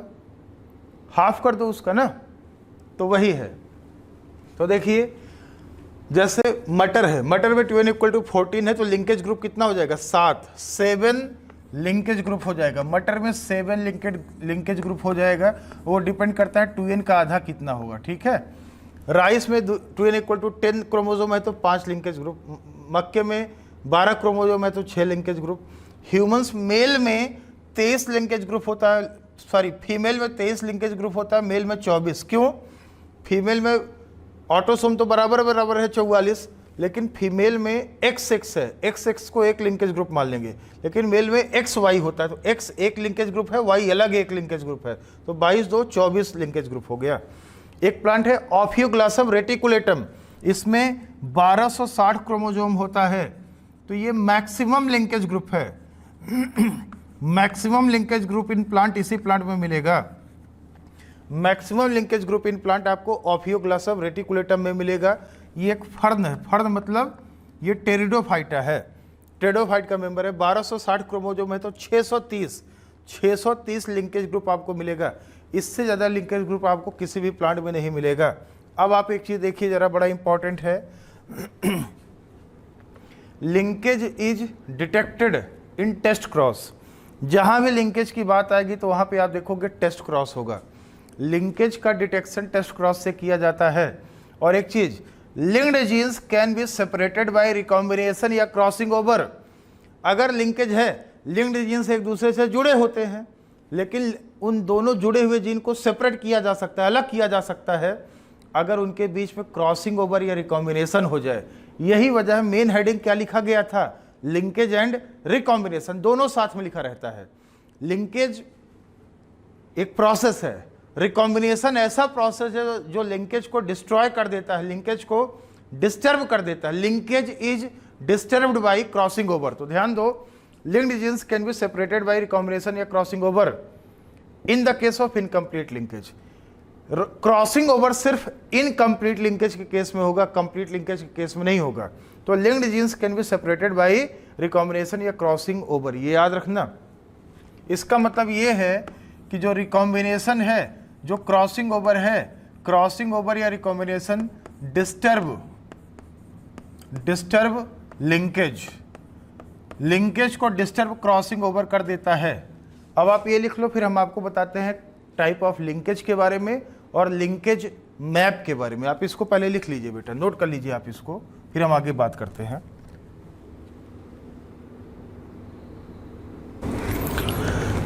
तो यहां पे ध्यान देना, लिंकेज 2 टाइप का है। एक है, दो टाइप का, एक है कंप्लीट लिंकेज, दूसरा है इनकम्प्लीट लिंकेज। ठीक है, अभी हमने बोला था कि लिंकेज का डिटेक्शन टेस्ट क्रॉस से करते हैं और लिंक्ड जीन्स को सेपरेट किया जा सकता है क्रॉसिंग ओवर के थ्रू, रिकॉम्बिनेशन के थ्रू, लेकिन सिर्फ इनकम्प्लीट लिंकेज के केस में। ठीक है, तो देखिए लिंकेज दो टाइप का है, कंप्लीट और इनकम्प्लीट। कंप्लीट लिंकेज में क्या है, in test cross only parental type of progeny is obtained. Complete linkage में जितने भी ऑफस्प्रिंग मिलेंगे वो सारे पेरेंटल टाइप में होंगे, मतलब जो प्रोजनी होंगे उनका जीनोटाइप बिल्कुल पेरेंट की तरह होगा, नया कॉम्बिनेशन कुछ बना ही नहीं, मतलब same type of parental gene offspring में आ गया गैमेट के थ्रू। इसका मतलब कहीं भी क्रॉसिंग ओवर नहीं हुआ, कहीं भी रिकॉम्बिनेशन नहीं हुआ। तो देखिए 100% पेरेंटल टाइप प्रोजनी, मतलब 0% रिकॉम्बिनेट मिला है। इट इंडिकेट्स, ये दिखा रहा है कि एब्सेंस ऑफ क्रॉसिंग ओवर, ये दिखा रहा है कि रिकॉम्बिनेशन या क्रॉसिंग ओवर हुआ ही नहीं जीन के बीच में, because genes are tightly linked, genes एकदम क्लोजली है, बगल बगल में है, कि रिकॉम्बिनेशन हो ही नहीं पाया। ठीक है, it is against the evolution, ये इवोल्यूशन के खिलाफ है भाई कंप्लीट लिंकेज, क्योंकि नया कॉम्बिनेशन बन ही नहीं रहा, रिकॉम्बिनेशन बन ही नहीं रहा है, रिकॉम्बिनेंट सेम पेरेंटल प्रोजनी मिल रहा है, मतलब कोई वेरिएशन आया ही नहीं। एग्जाम्पल है male Drosophila and female silkworm. जो कंप्लीट लिंकेज है ये आपको मेल ड्रोसोफिला में मिलेगा और फीमेल सिल्कवॉर्म में मिलेगा। सिल्कवॉर्म होता है बॉम्बेक्स मोरी, इसमें मिलेगा।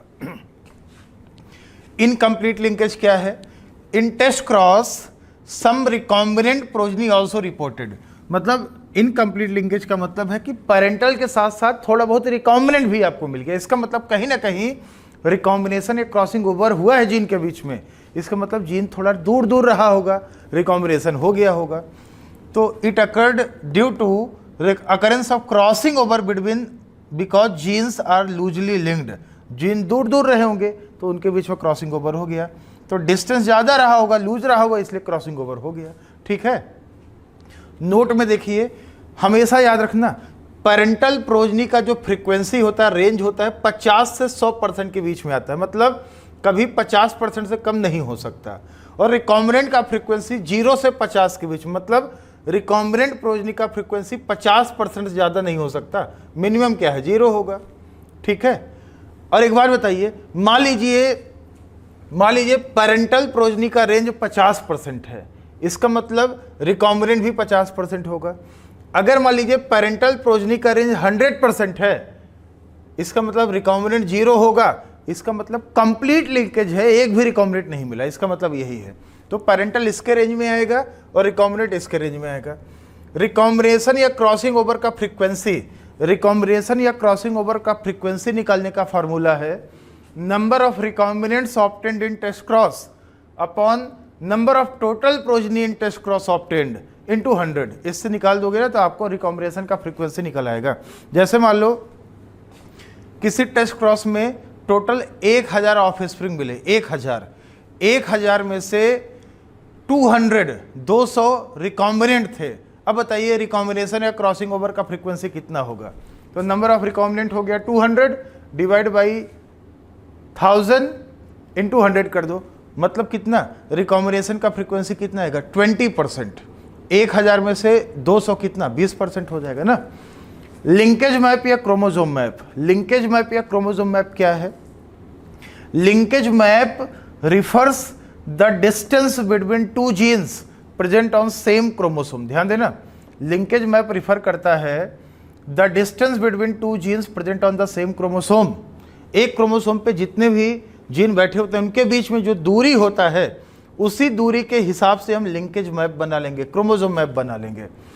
ठीक है, by linkage map, by using linkage map या chromosome map the distance between genes, एक क्रोमोसोम पे जितने भी जीन बैठे हैं उनके बीच में दूरी कितना होगा, एंड द ऑर्डर या सीक्वेंस ऑफ जीन, उनका सीक्वेंस क्या है, मतलब किसके बगल में कौन सा जीन बैठा है, कैन बी डिटरमाइंड। एक ही क्रोमोसोम पे जो जीन बैठे हैं उनके बीच के दूरी को हम बता सकते हैं और उनका सीक्वेंस या ऑर्डर हम निकाल सकते हैं लिंकेज मैप के थ्रू। ठीक है, first linkage map made by Sturtevant. Sturtevant Morgan का स्टूडेंट था, सबसे पहला लिंकेज मैप इसी ने बनाया था। तो आगे हम बात करते हैं लिंकेज मैप के बारे में, आप इसको नोट कर लीजिए, जरा लिख लीजिए बेटा।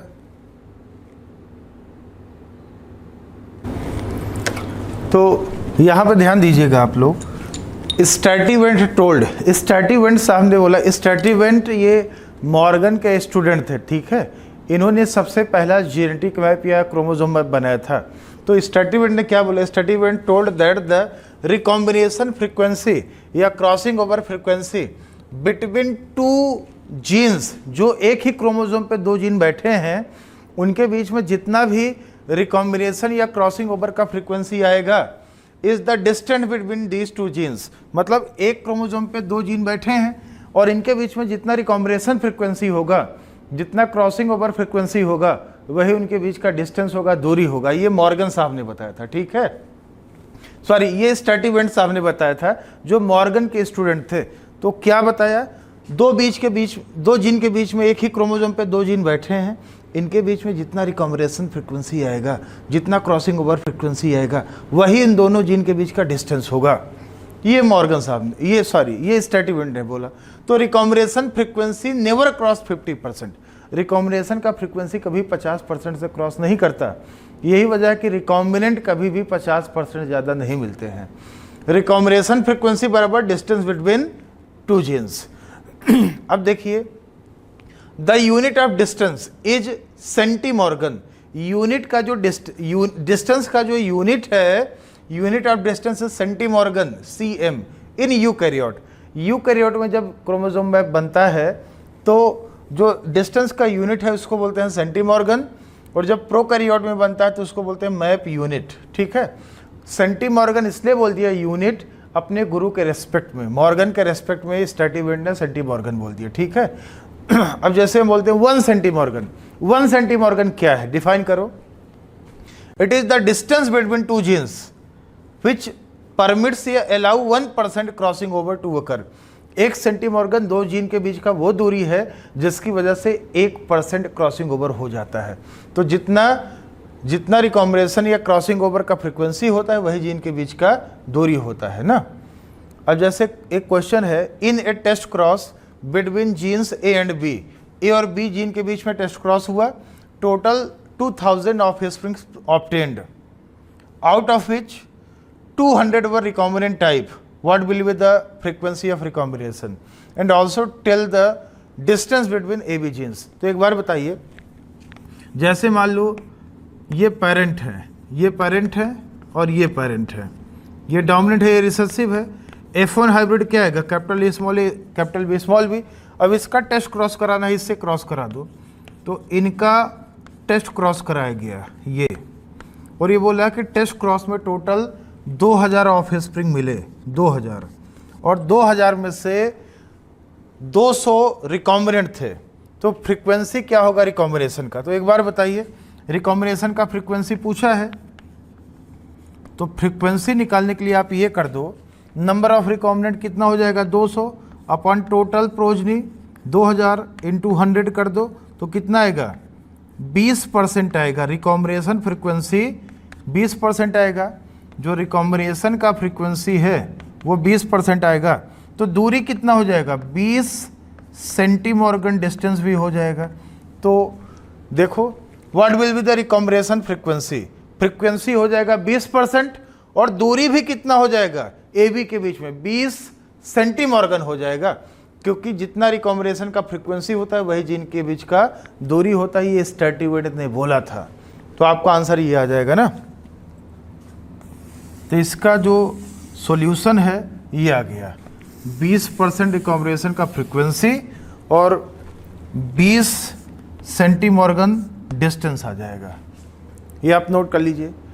बाकी एक दूसरा क्वेश्चन हमने यहाँ पे करा दिया, द क्रॉसिंग ओवर फ्रीक्वेंसी, ये सीक्वेंस निकालने वाला। हम बताए नहीं थे कि क्रोमोसोम मैप से हम जीन के बीच का डिस्टेंस भी बता सकते हैं, और उससे हम मतलब रिकॉम्बिनेशन फ्रीक्वेंसी बता देंगे। रिकॉम्बिनेशन फ्रीक्वेंसी का फार्मूला था number of recombinant divide by total into 100। Recombination frequency पता चल जाएगा, रिकॉम्बिनेशन फ्रीक्वेंसी से उनके बीच का डिस्टेंस पता चल जाएगा, और उनका सीक्वेंस क्या है क्रोमोसोम पे, ऑर्डर क्या है ये भी पता चल जाएगा। तो ये तो हमने बता दिया, परसेंट निकालना और दूरी निकालना, और ये सीक्वेंस का फार्मूला, सीक्वेंस का एक क्वेश्चन हम बता रहे हैं। The crossing over frequency between genes A और बी के बीच में 6% है, ए और सी के बीच में 15% है, बी और सी के बीच में 21% है respectively, then what will be the sequence of the genes on a chromosome. तब ए बी सी कुल मिला के 3 जीन दिख रहा है, तो इनका एक क्रोमोसोम पे सीक्वेंस क्या होगा? तो यहाँ पे बेटा सही ऑप्शन 4 आएगा। कैसे आएगा आप देख लो, निकालने का तरीका हम बता दें। देखो जरा, मान लो ये एक क्रोमोसोम है, एक क्रोमोसोम पे 3 जीन है ए बी से, इनका सीक्वेंस दिखाया है ए बी और सी, ए बी और सी। तो एक बार बताइए, ए बी के बीच में कितना दिया है दूरी? 6%। 6% रिकॉम्बिनेशन है, मतलब इनके बीच में दूरी 6 सेंटीमॉर्गन होगा। बी सी के बीच में 21 दिया है, तो बी सी के बीच में जो दूरी हो जाएगा 21 सेंटीमॉर्गन हो जाएगा। तो एक बार बताइए, अगर ऐसा है तो ए सी के बीच में कितना दूरी हो जाएगा? ए सी के बीच में 21 6 27 आना चाहिए, 27 सेंटीमॉर्गन ए सी के बीच में आना चाहिए, और ए सी के बीच में 15 दिया है, मतलब पहला ऑप्शन गलत हो गया ना। इस हिसाब से पहला ऑप्शन गलत हो गया। अब दूसरा देखते हैं, दूसरा क्या है? बी ए सी, बी ए सी। तो बी ए मतलब ए बी के बीच में 6 दिया है, 6 सेंटीमॉर्गन दिया है, 6 सेंटीमॉर्गन दूरी। ए सी के बीच में 15% दिया है, मतलब 15 सेंटीमॉर्गन दूरी होगा। तो बी सी के बीच में इस हिसाब से कितना होना चाहिए? बी सी के बीच में 15 6 21 होना चाहिए, बी सी के बीच में 15 6 21 होना चाहिए, और 21 आ भी रहा है, 21 आ भी रहा है, मतलब बी ठीक है, बी ठीक है, 21 आ रहा है। अब हम तीसरा वाला भी देख लेते हैं, ये वाला भी। तो देखिए, ये तीसरा वाला देखिए,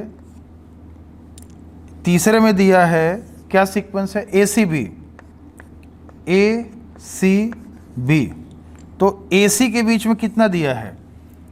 15%, मतलब 15 सेंटीमॉर्गन दूरी हो जाएगा। बी सी के बीच में, सी बी मतलब बी सी के बीच में 21 दिया है, बी सी के बीच में 21 बी सी के बीच में 21 दिया है। तो इसके हिसाब से ध्यान दो, ए सी बी दिया है, तो इसके हिसाब से ए और बी के बीच में दूरी कितना हो जाएगा? 21 और 15 36 सेंटीमॉर्गन आना चाहिए, 36 सेंटीमॉर्गन। लेकिन ए बी के बीच में कितना दिया है? 6 दिया है। इसका मतलब ये गलत है, ये थर्ड वाला गलत है, थर्ड वाला गलत है।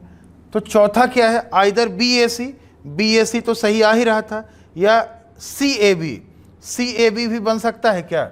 सी ए बी करके देख लीजिए आप।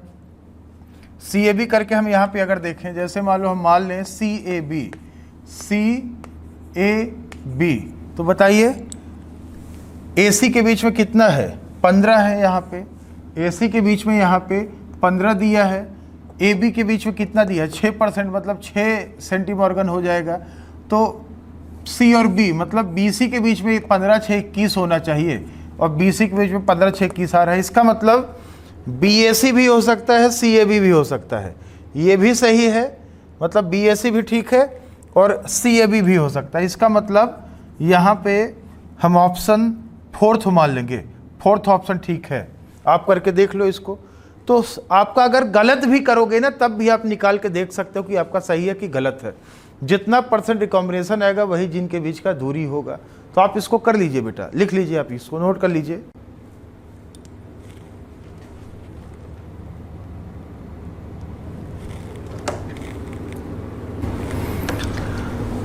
तो यहाँ पे आप 2 मिनट थोड़ा सा मॉर्गन के एक्सपेरिमेंट के बारे में देख लेना। मॉर्गन, आप देखिए एनसीईआरटी में डायग्राम बना हुआ है 2 क्रॉस का, क्रॉस ए और क्रॉस बी। मॉर्गन साहब ने सेक्स लिंकेज का भी डिस्कवरी किया था, ध्यान देना। मॉर्गन साहब ने सेक्स लिंकेज का भी डिस्कवरी किया था ड्रोसोफिला में। मतलब जो क्रोमोसोम एक्स क्रोमोसोम पे बैठे हैं, सेक्स क्रोमोसोम पे, सेक्स क्रोमोसोम होता है एक्स और वाई,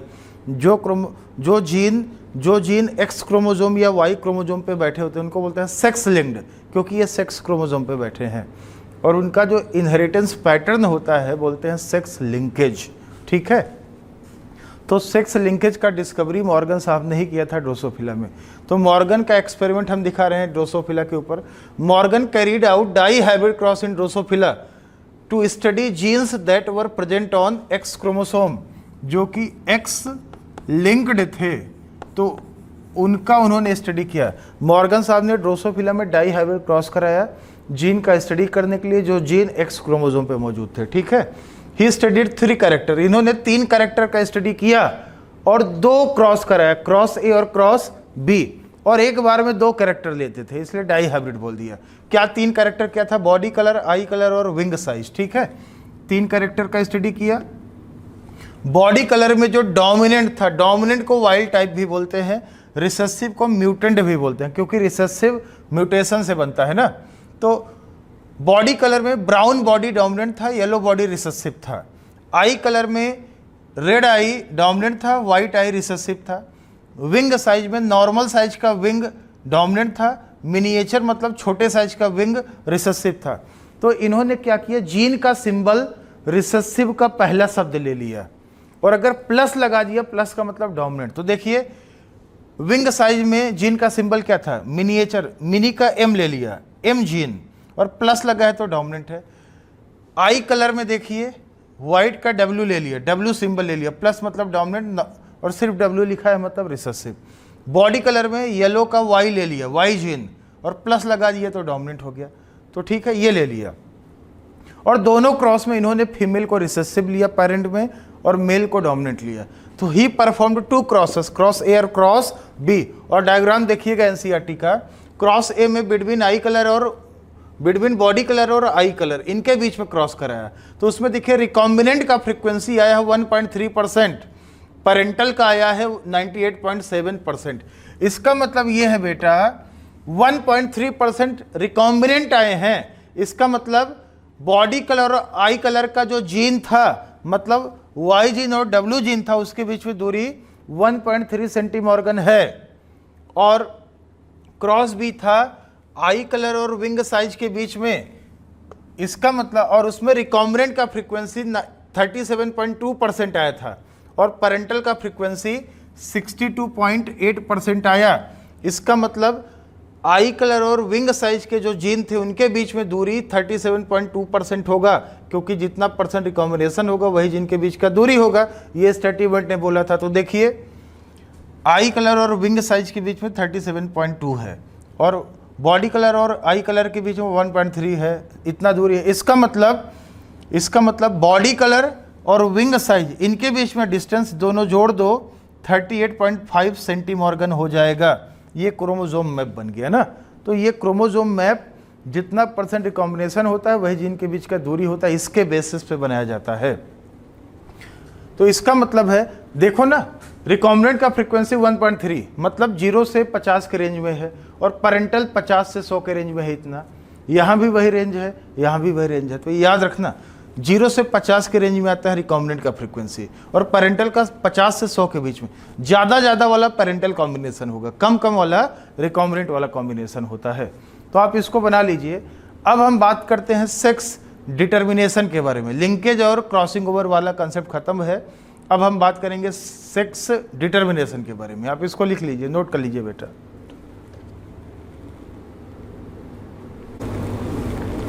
तो यहाँ पे बेटा हम बात करते हैं सेक्स डिटर्मिनेशन की।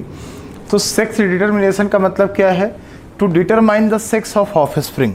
जो ऑफस्प्रिंग पैदा होने वाला है या होगा उसका सेक्स क्या है, वो मेल है फीमेल है, वो क्या होगा, वो डिसाइड होना, डिटरमाइन करना कहलाता है सेक्स डिटर्मिनेशन। और ये जेनेटिकली डिटरमिन्ड होता है, पहले से ही पता होता है ये क्या बनेगा। कई सारे बेसिस हैं कि ये कैसे डिसाइड होगा। एक तो क्रोमोसोम डिसाइड करेगा, क्रोमोसोम बताएगा, क्रोमोसोम पे जो जीन बैठा है वो बताएगा। तो सबसे पहला है chromosomal basis of sex determination, मतलब क्रोमोसोम यहाँ पे डिसाइड करेगा कि इंडिविजुअल का सेक्स क्या होगा। तो क्रोमोसोम 2 टाइप का है, ऑटोसोम और एलोसोम। एलोसोम को ही बोलते हैं सेक्स क्रोमोसोम या इडियोसोम या हेट्रोसोम। ऑटोसोम जो होता है ये कई पेयर में होता है, मैनी पेयर में होता है और ये मेल फीमेल दोनों सेक्स में एक जैसा होता है। एलोसोम को सेक्स क्रोमोसोम बोलते हैं, ये सिंगल पेयर में होता है और ये मेल में अलग फीमेल में अलग होता है। और एलोसोम का ही रोल है, एलोसोम भी डिसाइड करता है कि इंडिविजुअल का सेक्स क्या होगा, वो मेल होगा या फीमेल होगा, एलोसोम डिसाइड करता है। ठीक है, अब देखिए तो एलोसोम को बेसिस पे, क्रोमोसोम के बेसिस पे देखिए, पहला कैटेगरी हमने बनाया है होमोगैमेटिक सेक्स फीमेल। होमोगैमेटिक या होमोमॉर्फिक, बात एक ही है। होमोगैमेटिक या होमोमॉर्फिक सेक्स फीमेल मतलब जिसका दोनों क्रोमोसोम एक जैसा होगा, आइडेंटिकल होगा, वो फीमेल होगी, और जिसका दोनों क्रोमोसोम अलग अलग होगा वो मेल होगा। होमोगैमेटिक सेक्स फीमेल है मतलब मेल हेट्रोगैमेटिक होगा, मेल हेट्रोगैमेटिक होगा, ठीक है। तो होमोगैमेटिक वाला इंडिविजुअल जो होता है, homogametic individual producer same type of gametes, मतलब एक ही टाइप के गैमेट बनाएंगे, मतलब जितने भी गैमेट बनेंगे 1000 लाख 2 लाख जितना भी बनेगा सब एक ही जीनोटाइप का होगा। और जो हेट्रोगैमेटिक सेक्स होगी, हेट्रोगैमेटिक सेक्स में क्या होगा कि उसमें जितना भी, ध्यान देना, हेट्रोगैमेटिक सेक्स जो होगा, हेट्रोगैमेटिक सेक्स जितने भी टाइप का गैमेट बनाएगा उसमें 2 टाइप के गैमेट्स होंगे। ध्यान देना, हेट्रोगैमेटिक सेक्स जो होगा वो जितने भी टाइप का गैमेट बनाएगा 2 टाइप का बनेगा। हेट्रोगैमेटिक जैसे एक्स वाई है, 2 टाइप का गैमेट बनेगा, एक्स, एक में एक्स जाएगा, एक में वाई जाएगा, तो 100 में से 50 में एक्स में जाएगा, 50 में वाई में जाएगा, ठीक है। हेट्रोगैमेटिक 2 टाइप का गैमेट बनाता है हेट्रोगैमेटिक। होमोगैमेटिक सेम टाइप का, एक ही टाइप का बनाता है। तो देखिए 2 कैटेगरी है, X X Y type, X X X Y type, और एक्स एक्स और एक्स ओ टाइप या एक्स जीरो टाइप। तो इसमें ये फीमेल है क्योंकि दोनों क्रोमोसोम एक जैसा है, होमोगैमेटिक है। इसके दोनों क्रोमोसोम अलग अलग हैं तो ये हेट्रोगैमेटिक है। तो ये एक ही टाइप का गैमेट बनाएगी, ये 2 टाइप का बनाएगा। तो देखिए ये फीमेल ये मेल, इससे एक ही टाइप का गैमेट बनाया एक्स टाइप का, इससे 2 टाइप के बने एक्स वाई टाइप, मतलब 50% स्पर्म में एक्स क्रोमोसोम जाएगा, 50% स्पर्म में वाई क्रोमोसोम जाएगा। जब फ्यूजन होगा तो ये बेटी बन गई डॉटर, ये बेटा बन गया, मतलब बेटी होगा या बेटा होगा, प्रोबेबिलिटी हमेशा 50-50 होता है, 1/2 होता है। ये केस आपको मिलेगा एक्स एक्स और एक्स वाई टाइप ह्यूमन में, ड्रोसोफिला में, मिलेंड्रियम, कॉक्सिनिया, एस्फेरोकार्पस, एस्फेरोकार्पस। तो मिलेंड्रियम, कॉक्सिनिया और एस्फेरोकार्पस ये सब प्लांट होते हैं। ह्यूमन और ड्रोसोफिला ये है। तो ह्यूमन में बेटा जो वाई क्रोमोसोम होता है, वाई क्रोमोसोम मेनली रेस्पॉन्सिबल है सेक्स डिटर्मिनेशन के लिए, और वाई मेलनेस को डिसाइड करता है। मेल कैरेक्टर वाई क्रोमोसोम की ही वजह से आता है। वाई क्रोमोसोम पे एक लोकस होता है जिसका नाम है SRY लोकस, और SRY लोकस पे एक जीन होता है TDF gene, TDF, testis determining factor gene. TDF gene एक वाई क्रोमोसोम में, ह्यूमन में वाई क्रोमोसोम पे एक जीन होता है TDF जीन, और TDF is the smallest gene of human genome. Human genome का सबसे छोटा जीन होता है TDF जीन, और इसी की वजह से मेल कैरेक्टर का डेवलपमेंट होता है, ठीक है। तो TDF is the smallest gene of human genome, सिर्फ 14 बेस पेयर होता है, ये ह्यूमन जीनोम का सबसे छोटा जीन है।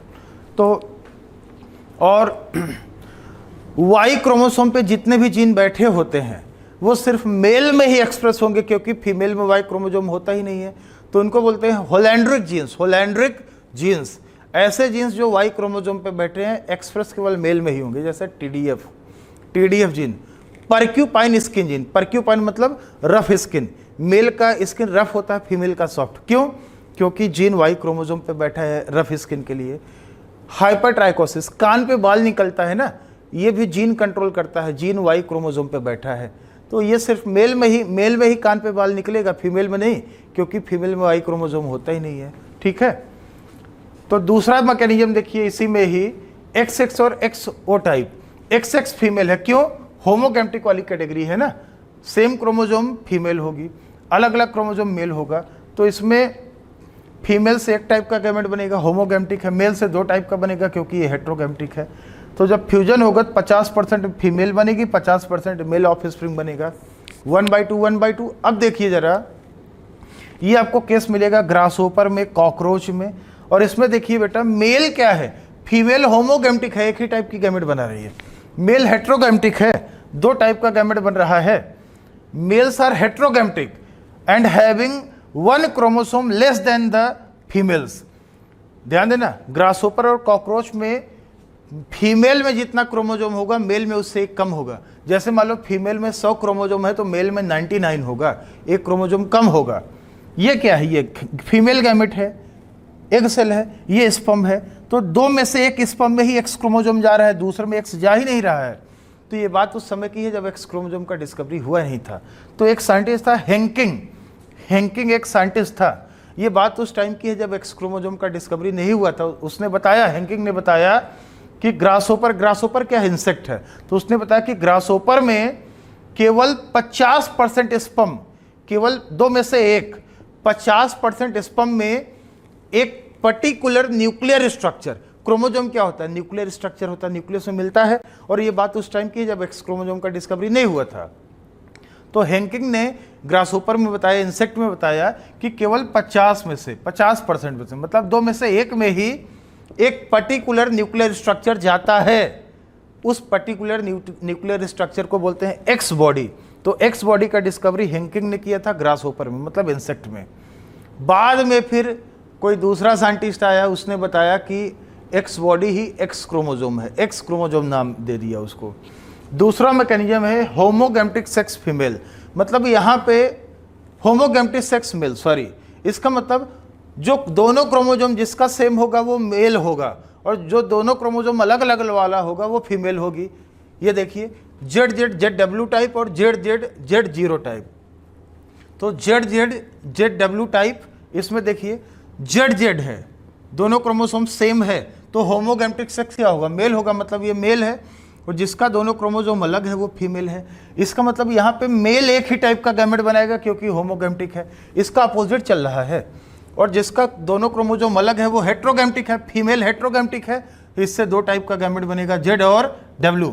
अब इसका फ्यूजन कराओगे तो ZZ हो गया और यह ZW हो गया, तो ये 50% मेल होगा, 50% फीमेल होगी।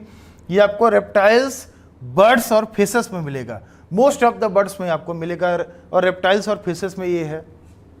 दूसरा देखिए ZZ और Z0 टाइप, ये ना इसका अपोजिट है, X6 और X0 टाइप का ये बिल्कुल अपोजिट है। इसमें देखिए मेल होमोगैमेटिक है, फीमेल हेट्रोगैमेटिक है, मेल एक टाइप का गैमेट बना रहा है, फीमेल 2 टाइप की गैमेट बना रही है, और 50% ऑफस्प्रिंग मेल है, 50% फीमेल है, और फीमेल्स में एक क्रोमोसोम मेल की तुलना में कम है, और जबकि ग्रासहोपर और कॉकरोच में मेल में एक क्रोमोसोम फीमेल से कम होता था। और यहाँ पे बटरफ्लाई, मोथ में है, डक और पिजन में फीमेल में एक क्रोमोसोम मेल से कम है। तो फीमेल्स आर हेट्रोगैमेटिक, देखिए, and have 1 chromosome less than the mails. ये अपोजिट है X6 और X0 टाइप का। ये आपको बटरफ्लाई में, मोथ में, डक्स और पिजन में मिलेगा। डक्स और पिजन भी बर्ड होता है, लेकिन ज़्यादातर बर्ड में ये वाला होता है, और कुछ बर्ड में जैसे डक और पिजन में ये वाला होता है ना। तो ये क्रोमोसोमल बेसिस हो गया सेक्स डिटर्मिनेशन का। अब हम आपको बता रहे हैं हनी बी में कैसे सेक्स डिटरमाइन होता है। Sex determination in honey bee का केस बता रहे हैं, आप इसको पहले नोट कर लीजिए, लिख लीजिए।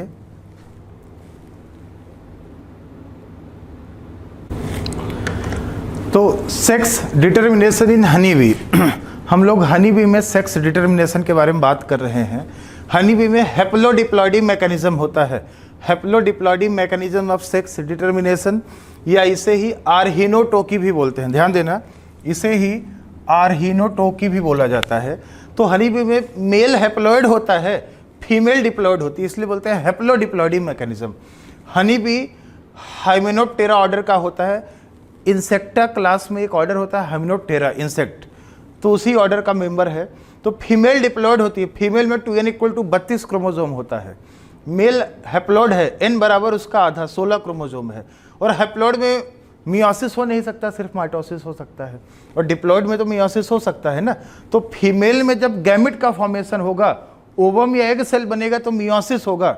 मियोसिस से देखिए एग सेल बन गया जिसमें आधा क्रोमोसोम आया, n = 16, n = 16। और मेल में मेल पेरेंट हैप्लॉइड है तो मियोसिस हो नहीं सकता, माइटोसिस से ये गैमेट बनाया, ये स्पर्म बना, n = 16। अब ओवम और स्पर्म फ्यूज करके फर्टिलाइजेशन कर लिया, जाइगोट बन गया 2n, और जाइगोट से लार्वा बन गया।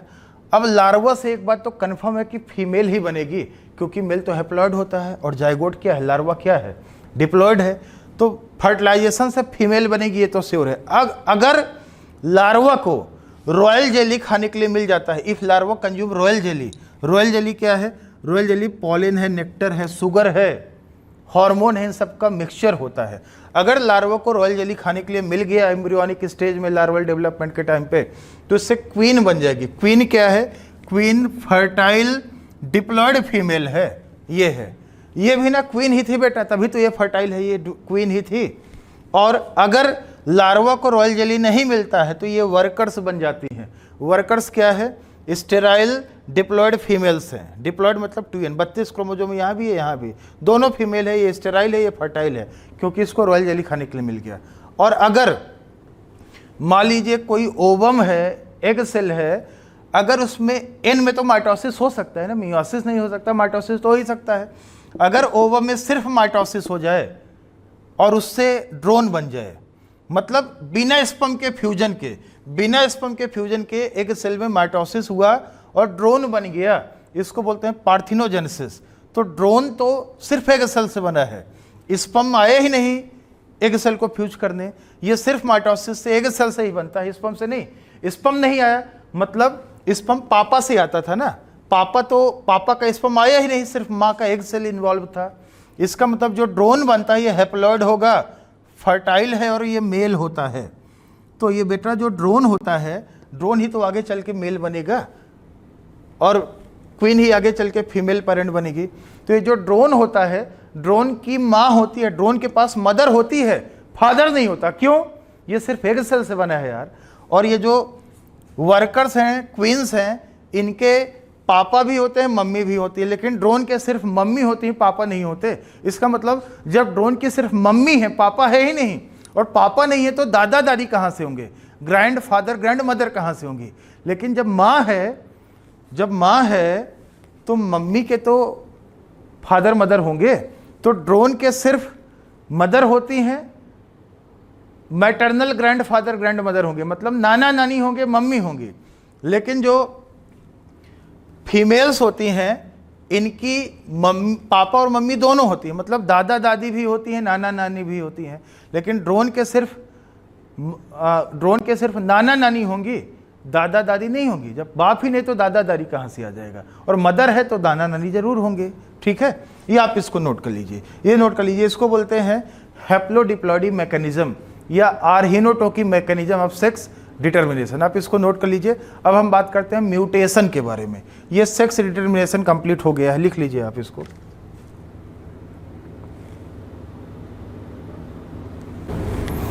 तो यहाँ पे ध्यान दीजिए, म्यूटेशन क्या है? Mutation discovered by Hugo de Vries in Oenothera lamarckiana. एक प्लांट है, म्यूटेंट प्लांट है, एनोथेरा लैमार्कियाना। इसको इवनिंग प्रिमरोज भी बोला जाता है। तो उसी में सबसे पहले ह्यूगो डी व्रीज साहब ने म्यूटेशन का डिस्कवरी किया था। ये जो एनोथेरा लैमार्कियाना म्यूटेंट प्लांट है। तो म्यूटेशन क्या है बेटा? Mutation is sudden large discontinuous changes in the nucleotide sequences of DNA, thus change in the genotype, thus the phenotype of organism. Mutation क्या है? जो ऑर्गेनिज्म का क्रोमोसोम है, क्रोमोसोम में डीएनए होता है, तो डीएनए के न्यूक्लियोटाइड सीक्वेंसेस में बदलाव आ जाना, चेंज आ जाना। और जब डीएनए बदल जाएगा तो जाहिर सी बात है जीन बदल जाएगा, डीएनए का ही टुकड़ा जीन है, जीनोटाइप बदल जाएगा। और जब जीनोटाइप बदल जाएगा तो फिनोटाइप भी ऑर्गेनिज्म का बदल जाएगा। तो यही म्यूटेशन है। म्यूटेशन डिसकंटिन्यूअस है। डिसकंटिन्यूअस का मतलब अगर मान लो पेरेंट में, किसी पेरेंट में म्यूटेशन है तो बच्चे में म्यूटेशन आएगा ही आएगा, कोई ज़रूरी नहीं है। हो सकता है पेरेंट में म्यूटेशन था, बच्चे में नहीं आया, फिर उनके बच्चों में आ गया, मतलब बीच में एक जनरेशन में गैप आ गया ना, डिसकंटिन्यू हो गया। तो कोई ज़रूरी नहीं कि हर जनरेशन में म्यूटेशन आए ही आए, इसलिए डिसकंटिन्यूअस होता है। ये लाइन बहुत इंपॉर्टेंट है। Mutation is another cause of variation after recombination. Recombination मतलब क्रॉसिंग ओवर, और रिकॉम्बिनेशन कहाँ में होता है? सेक्सुअल प्रोडक्शन से आता है। सेक्सुअल प्रोडक्शन में ही रिकॉम्बिनेशन होता है ना, इस सेक्सुअल प्रोडक्शन में कोई भी क्रॉसिंग ओवर या रिकॉम्बिनेशन नहीं होता। तो mutation is the another cause of variation after recombination, मतलब म्यूटेशन का सबसे बड़ा रीजन पॉपुलेशन में वेरिएशन का सबसे बड़ा रीजन है रिकॉम्बिनेशन। रिकॉम्बिनेशन या क्रॉसिंग ओवर, या फिर हम बोलते हैं सेक्सुअल रिप्रोडक्शन। ये टी.एच. मॉर्गन ने ही बोला था कि पॉपुलेशन में जो वेरिएशन आता है वो सेक्सुअल रिप्रोडक्शन से आता है। तो सेक्सुअल रिप्रोडक्शन मतलब क्रॉसिंग ओवर या रिकॉम्बिनेशन। तो रिकॉम्बिनेशन के बाद सबसे बड़ा रीजन है म्यूटेशन। तो ओवरऑल पॉपुलेशन में वेरिएशन आने का सबसे बड़ा रीजन है सेक्सुअल रिप्रोडक्शन या रिकॉम्बिनेशन। उसके बाद नंबर आता है म्यूटेशन का। म्यूटेशन 3 टाइप का है, जीन म्यूटेशन, क्रोमोसोमल म्यूटेशन या क्रोमोसोमल एबेरेशन भी बोलते हैं, और genomatic mutation. Genomatic mutation, mutation 3 type का हो गया। जीन म्यूटेशन मतलब जीन में म्यूटेशन हो गया, occurs due to alteration in nucleotide sequences of DNA. DNA के न्यूक्लियोटाइड सीक्वेंस में चेंज होने से जो म्यूटेशन होता है उसको बोलते हैं gene mutation. Gene mutation occurring due to the change in the single base pair of DNA is called point mutation. अगर डीएनए के एक सिंगल बेस पेयर में बदलाव हो रहा है तो इसको बोलेंगे पॉइंट म्यूटेशन। तो point mutation is the part of gene mutation, एक सिंगल बेस पेयर में बदलाव होने से होता है। और पॉइंट म्यूटेशन का सबसे पुराना, सबसे क्लासिकल एग्जाम्पल है sickle cell anaemia. Sickle cell anaemia is the classical example of point mutation. ठीक है, अब देखिए जरा क्रोमोसोमल म्यूटेशन या एबेरेशन क्या होता है। Occurs due to the chromosome structure, occurs due to the changes in chromosome structure. ध्यान देना, अगर क्रोमोसोम के स्ट्रक्चर में चेंज आ जाए, occurs due to changes in chromosome structure, इसका मतलब है chromosome. Occurs due to changes in chromosome structure, अगर क्रोमोसोम के स्ट्रक्चर में बदलाव आता है, ये हो सकता है क्रॉसिंग ओवर के टाइम पे। Occurs during crossing over, crossing over के टाइम पे क्रोमोसोम के स्ट्रक्चर में बदलाव हो सकता है जिससे क्रोमोसोमल म्यूटेशन या क्रोमोसोमल एबेरेशन हो जाता है। तो ये स्ट्रक्चरल चेंज है, most commonly observe in cancer cell. Chromosomal aberration या म्यूटेशन जो होता है most commonly observed in cancer cell, मतलब इसकी वजह से कैंसर भी हो सकता है। तीसरा है जीनोमैटिक म्यूटेशन। जीनोमैटिक म्यूटेशन का मतलब changes in chromosome number, chromosome के नंबर में बदलाव आ सकता है, मतलब नंबर बढ़ भी सकता है और घट भी सकता है, तो इसको बोलते हैं जीनोमैटिक म्यूटेशन। आप पहले इसको लिख लीजिए जरा, फिर इसके टाइप हम बता देते हैं। आप इसको नोट कर लें बेटा, लिख लें। तो आप देखिए,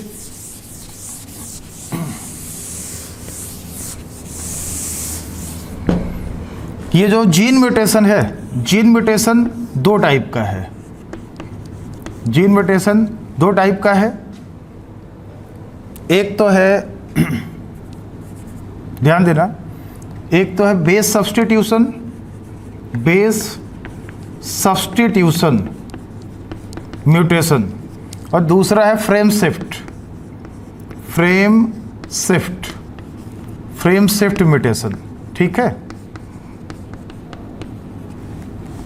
बेस सब्स्टिट्यूशन का मतलब होता है एक नाइट्रोजिनस बेस दूसरे बेस को चेंज कर देगा, रिप्लेस कर देगा, मतलब replacement of one nucleotide by other, उसको बोलते हैं बेस सब्स्टिट्यूशन। एक नाइट्रोजिनस बेस दूसरे को रिप्लेस कर देगा, एक न्यूक्लियोटाइड दूसरे को रिप्लेस कर देगा। ये 2 टाइप का है, एक है ट्रांजिशन, दूसरा है ट्रांसवर्जन। बेस सब्स्टिट्यूशन ना, ये 2 टाइप का था, ट्रांजिशन और ट्रांसवर्जन।